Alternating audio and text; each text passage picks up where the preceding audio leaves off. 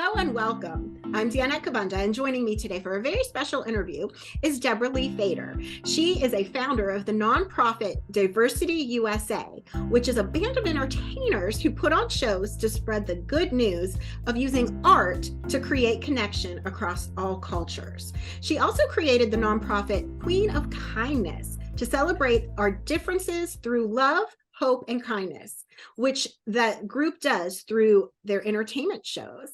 She's also the author of Walk by Faith with God as My Compass. Thank you so much for joining us today, Debra Lee. Thank you so much for having me, Danette. It's great to see you. So Debra Lee, you are here to share with us how to learn to walk again.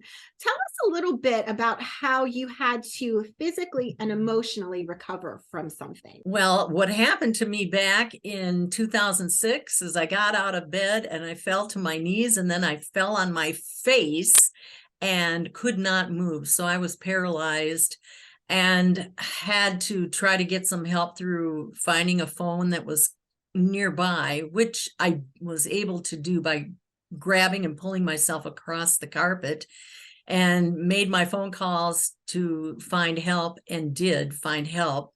However, after an hour of waiting for the help, the paresthesis, which is what they called a paresthesis, I believe, went away.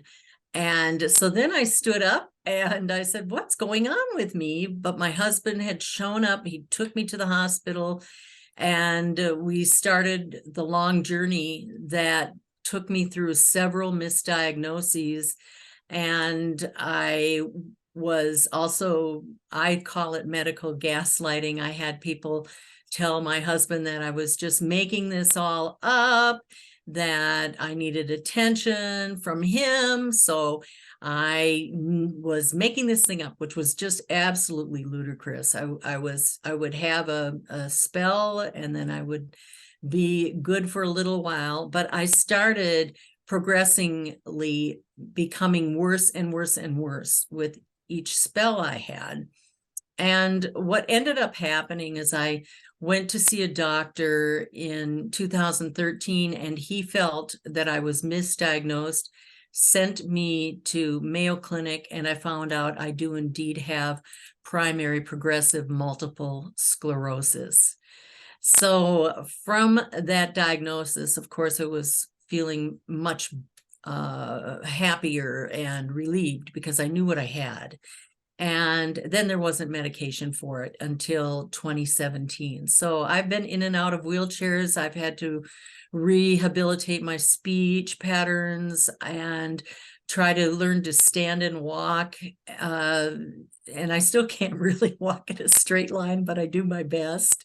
And I use a walk aid. I use either a cane or a walker in order to get around. So my book is about my struggle and about how anybody can get through all of their personal problems, foibles, and just triumph through tragedy. So that is my message in my book, and I would love to share it with people that may have obstacles in their life. Wow, it's quite the story and quite the journey you've been on. You say that it's important to do something you love when you're facing something like this. Why is that so important? Well, I think that when you're doing something you love, you relax into it. You are able to give it the most gusto that you have, and you are enjoying it rather than giving yourself more stress and more anxiety.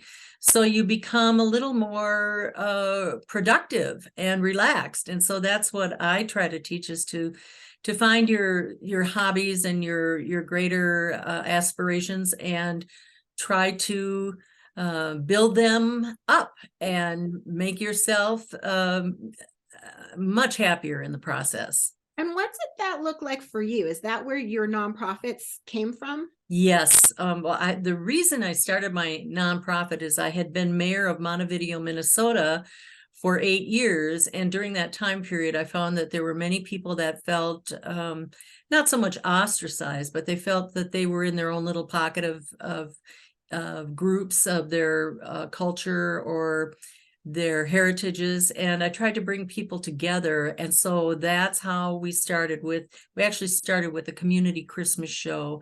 And from the community Christmas show, I was able to turn it into a nonprofit, which is Diversity USA.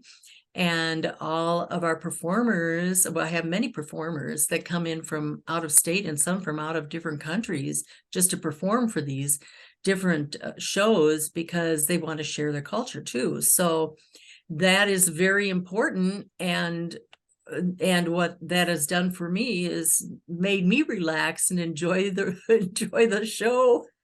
So I just love what I do, and I love seeing other people finally find their place in the sun, and just feel better about themselves and feel better about where they came from. And what I do is I bring all these Norwegians together with these other cultures, and Minnesota is becoming a much more dynamic and economically benefited state. So I keep on going. Oh, that's beautiful. Thank you so much for sharing all of the great lessons you've learned through your journey and your great nonprofits. To learn more about Debra Lee, her book, her nonprofits, all of her projects, please visit her websites. She's got two. One is diversity-usa.org, and the second is queenofkindness.org. Thank you so much, Debra Lee. Thank you, Danette. It was great to see you. Look forward to talking to you again.